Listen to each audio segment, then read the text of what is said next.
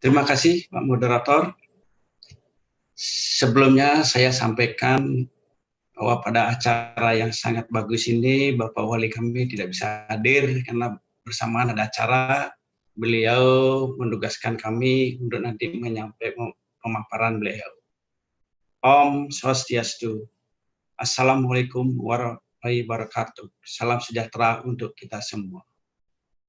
Yang kami hormati pengelisir kita, Senator Pak Agung Gede Agung, yang kami hormati para narasumber, dan juga yang kami hormati pengurus Kagama dan baik pusat maupun daerah Bali sudah bisa menyelenggarakan kegiatan ini, dan juga para peserta webinar yang saya hormati pula.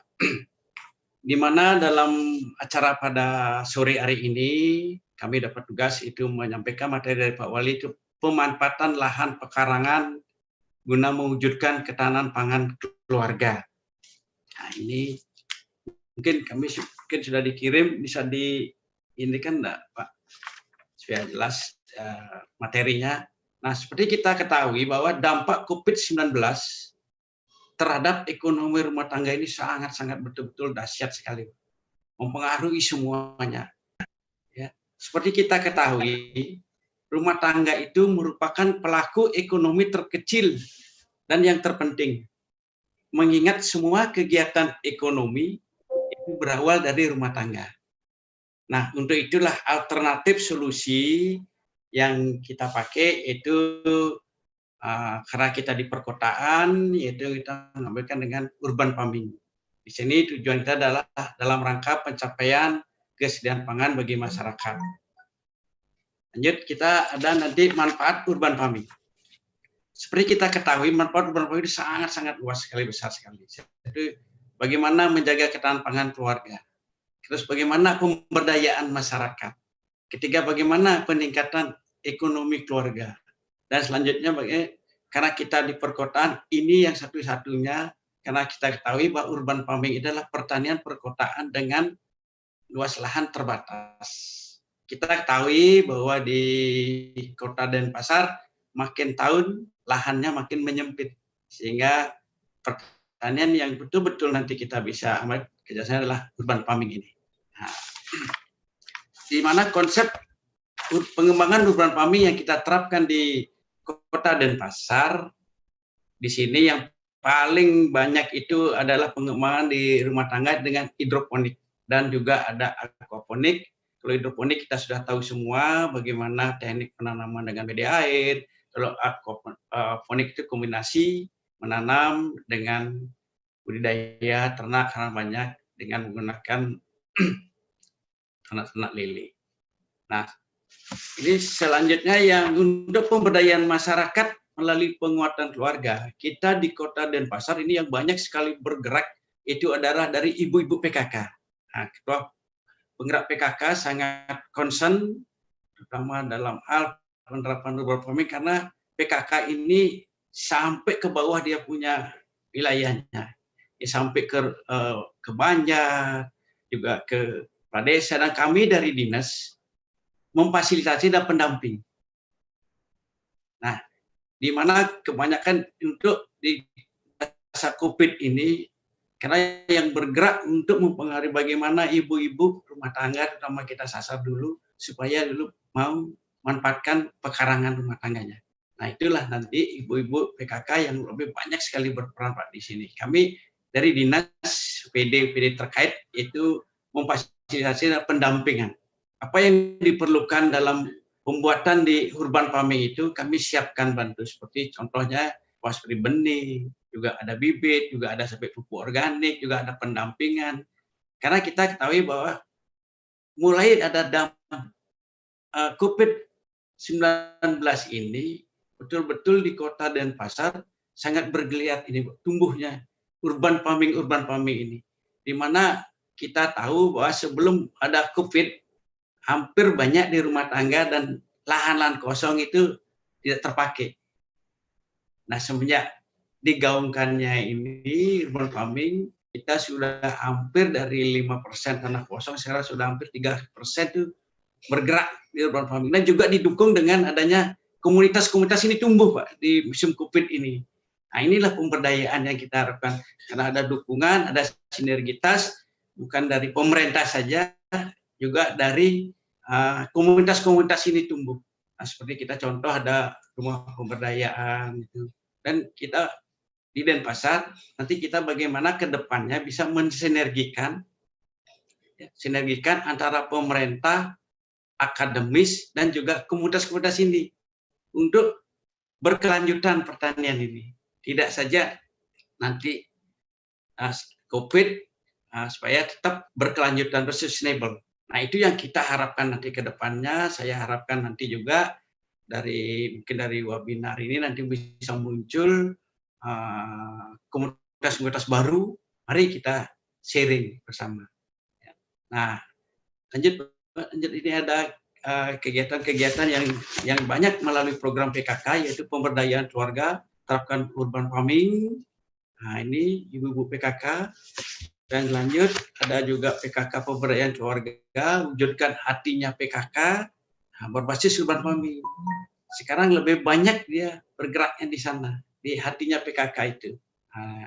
Karena sudah kita ketahui bahwa lahan dan pasar itu sangat terbatas. Nah, kita terapkan PGD ini dan juga urban farming mengedukasi kita, keluarga dan pemanfaat lahan, pekarangan, ruang terbuka menjadi lahan hijau yang produktif dan juga bermanfaat. Jadi Bapak Ibu ketahui bahwa banyak lahan terlantar yang di kota Denpasar itu tidak terpakai. Nah, dengan adanya urban farming ini bergeliat, sehingga banyak sekarang yang mempunyai lahan, memberikan kepada komunitas-komunitas untuk memanfaatkan lahannya ini. Nah, untuk mengembangkan daripada urban farming. Nah, untuk jangka pendeknya memang ini urban farming yang kami terapkan yang mudah dulu, yang mudah dipahami, ditanam, pelajari, terutama kita di horti itu sayur mayur. Nah, sayur mayur mungkin ke depannya kami akan menerapkan juga urban farming yang bisa mempunyai nilai produk dan juga menilai harga jual yang lebih bagus ke depannya. Nah, di samping itu juga kami dari dinas, di samping juga nanti urban farming ini sudah bagus dan berhasil, kami akan meningkatkan menjadi bagaimana sinergitas nanti dengan kerjasama dengan akademis untuk meningkatkan menjadi pengolahan. Jadi pasca panennya nanti kita akan tingkatkan lagi. Nah, itu. Nah, terus pengembangan keluarga dengan pakan kebun berdaya seperti ini. Kita juga ini muncul dari teman kita Pak Gede Mantre. Nah, ini di Denpasar sekarang ini sudah banyak muncul nih Pak. Kalau tidak salah hampir 10 ada kebun-kebun berdaya yang luas-luas memanfaatkan lahan-lahan terbatas. Nah, di kami tetap sebagai fasilitator dan juga pendampingnya. Lanjut juga memanfaatkan pekarangan sempit juga dengan teknik urban farming ini sudah sekarang mulai muncul di saya harap tadi itu. Dan ini kegiatan-kegiatan, nah sampai Bapak Wali kami pun juga membuat urban farming di rumahnya, di rumah beliau sendiri di Griya, sehingga beliau tidak saja menggemarkan atau mengedukasi masyarakat, juga beliau mempraktekkan sendiri. Nah, kita mempraktekkan, coba gambarnya Pak Wali, terus. Dia memberi contoh langsung kepada masyarakatnya, oh ini loh hasil urban farming, kita manfaatkan untuk rumah tangga kita sendiri dulu. Setelah itu bagaimana seperti tadi dari Pak pengelisir kita, Pak Agung Deagung, memang kita dulu dari rumah tangga, sudah untuk tetangga, nanti mungkin terlalu banyak, mari kita sama-sama memikirkan ke depannya dengan pemasarannya. Sekarang apalagi zaman modern, kita bisa memakai seperti ada aplikasi-aplikasi.